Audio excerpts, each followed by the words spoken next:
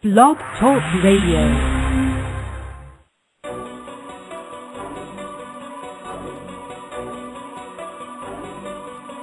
Hey everybody, welcome back to the show. This is your host Jerome Avery with Self-Education Radio, and we have a special show coming up for you live today on August the 27th, 2013, and we're broadcasting right out of Texas. Alright, so let's get right into it. I usually don't waste a lot of time with the introductions. I just get right into the content of the show, into the meat of the matter. So the topic of today's discussion is the Dropouts Roadmap to Success. And what I'm going to say on this topic is pretty much this. There's a whole world of self-education outside of school, or public school to be exact.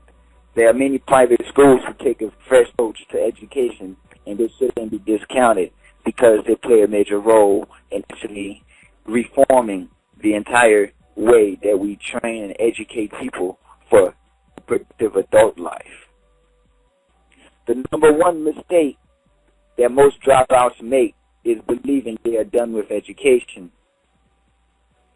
And this is because they haven't had the chance to explore the other side of education without school. In this show, I hope to introduce you to an entire world of education and learning outlets that do not work like school and that follow or that allow you to express yourself to the fullest extent. The first thing you should do is shed fear and ignore the stigma. You should shed the fear of failure and accept the fact that even though you've dropped out of school, you can still be as successful as those who grit their teeth and suffer through the experience. The stigma is that you won't amount to anything if you don't go to school, because everyone thinks that you're turning your back on an education. But little do they know that education is a lifelong process. Now, there's a few misconceptions about education. See, you didn't need to go to a school or sit in the classroom to learn how to move around and how to communicate with other people. You taught yourself how to do this by watching people around doing that. So why should you need to sit in the classroom or pay in school to learn how to make money, learn how to have great relationships, or learn how to be healthy, learn how to take care of your household? These are all essential skills that are necessary in life to be happy and productive. Yet we pay little attention to them in school. When everyone tells you that those who drop out of school earn less money on average than those who graduate, you have to also understand that all dropouts are probably included in these calculations, and I mean all of them. This means that those who dropped out due to mental illness and other disabilities are counted with dropouts like you, who for the most part don't have any major health disorders preventing them from fully competing. Do not get it mistaken. Not being able or willing to compete in school does not mean that you're not fully able to compete. To the contrary, you may have just, let me repeat that. Do not get it mistaken. Not being able or willing to complete school does not mean that you're not fully able to compete. To the contrary, you just granted yourself a few advantages over students that, if capitalized upon, can help you establish a financially stable life for yourself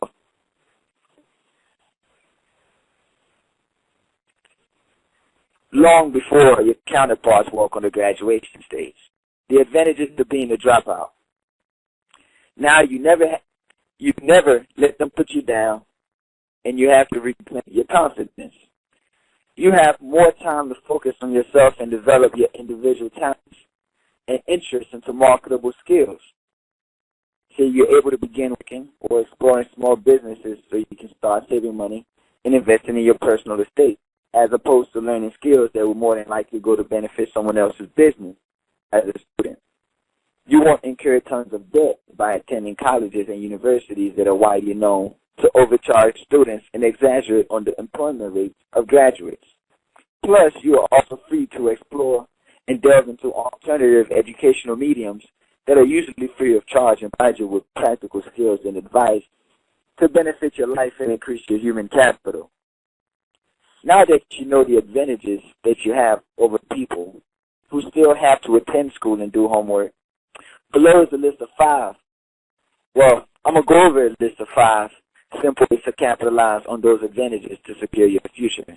And this broadcast is based off an article that you can find by going to blog, or I link to it in my YouTube videos on my YouTube channel, which you should be able to get access to from my Blog Talk Radio page. And I invite you to call us at 646-716-9094 with Self-Education Radio. I'm Prince Avery, your host.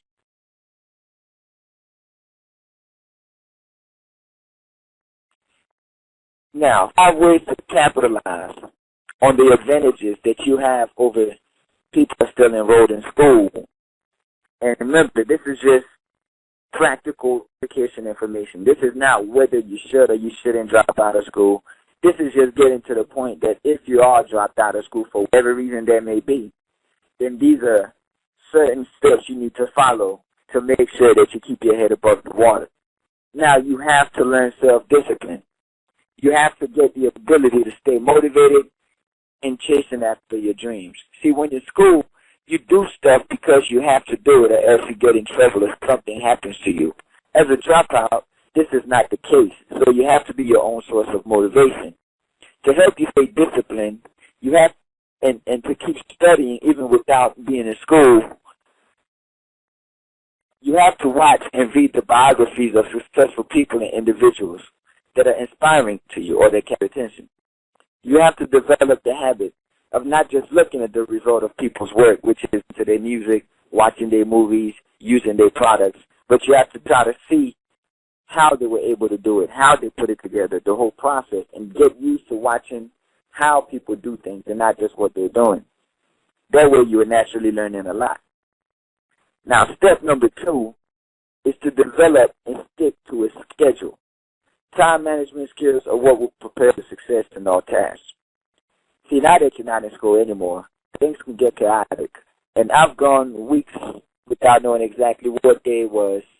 You know, things can seem when you don't have to do stuff right away. But unlike in school, when you feel the punishment right away, in the real world, the consequences creep up on you. Give yourself a schedule where you're used to doing certain tasks at the optimal time. This is the secret of the wealthy you can begin to implement now, which is that they plan a lot, and you have to get used to planning and following through with your plans and making them happen. Also, know to schedule yourself tons of off time and breaks in between activities. There's no need to kill yourself. You're not really racing against me. And you also have to give yourself enough time to absorb everything that you're learning. It's just like weightlifters. You have to give your muscles time to recover after each exercise. You can't just go in and kill yourself every day, at least not the same muscle. The next step that you want to make sure to do is surround yourself with the right kind of people. And the thing you keep will determine how far you're able to go. So even if you're not able to do this with people in your local area, you should use the internet to find online communities that can help you stay inspired and motivated to achieve your goals with or without school. See, there's a lot of options. Well, there's a lot of people out there that'll tell you that dropping out of school is the end of the world, and now you're limited to low-paying jobs and poverty. This is simply not true. Many dropouts who work their way up to success or own very profitable businesses. There are literally thousands of teenagers who own businesses and make more than their parents without doing anything illegal. You have to try to find people who are doing similar things and try to link up with them so that they can help you get where you need to go. This is why I host the daily show, broadcast at 3:30 p.m. every day. It's a way for me to stay organized, to follow on the schedule, you know what I'm saying, and to stay persistent and consistent with something. Consistency is the key to being good no matter what you're really trying to do. You can't just get in it and then stop after a week when you don't see results. You have to keep at it for a long time until the results will eventually happen. I mean, this is not always the case, but if you're consistent and you're actually improving as you're doing what you're doing, then you should see some results. Also, make sure to check out my blog at selfeducationradio.blogspot.com. I have a lot more information on there. I have the Dropout Survival Guide on there and a few other articles you can find. Step number 4 is you want to increase your human capital. How much do you know and are you capable of doing? Human capital is not the degrees or diplomas that you've accumulated. And I see we have a clip from 1111111. This is an odd number. Let me let you on the show. If you have any questions or comments, please. Oh, yeah, hi, thank you. I was just about to shift, but no, I think you offer some good advice, but most of it. But this thing about, can you hear me? Yeah, I can hear you. I can hear you loud and clear. Yeah, great. This is Mr. Solution. Yeah, first of all, what you said about high school dropouts, now that's the exception to the rule, or that's the exception that makes the rule. There has to be a minimum amount of education, even to inspire someone to employ you. And again, there are exceptions now, and usually those exceptions are big. This person is some sort of prodigy. They have some sort of super skill. I know Bill Gates and Zuckerberg are two that come to mind that dropped out of college, but they were going to an Ivy League college, and they had a definite plan in mind for their lives, hence they became who they are. But I would say our society has laid a basic standard for education, and a high school education is the minimum or minimal education that one should acquire. So I would not encourage people to drop out of high school. In fact, that is... Go ahead, I'm sorry. Do you hear me? Oh, I was going to say, yeah, what you say is very true. It makes a lot of sense. But one thing I want to be clear on is that I'm not encouraging people to drop out. Definitely not. But right, okay, I get you. Well, high school is absolutely necessary. In fact, I worked in an agency and in and around human resources where people who were in a job, usually a person needs to get a job to get a start, even if they start their business later on. I would say education, they need a skill, which is an education. Because remember, in this country, say 50, 60 years ago, apprenticeships, and they still have apprenticeships, or a person would become an apprentice. They would work around a person in a skilled trade. And even the law and medical professions followed that particular format for a great while. And so I would say that a person needs to develop a skill, because sometimes when we talk about education, we just think of, the academic side. And I join with you there. I think a person should be educated both academically and they should have a skill. And I think when one marries those two, they have a much better chance for success. And America is, and I agree with what you said too, America does not teach financial intelligence.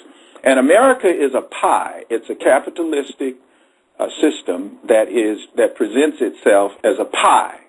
And what you have to determine is what you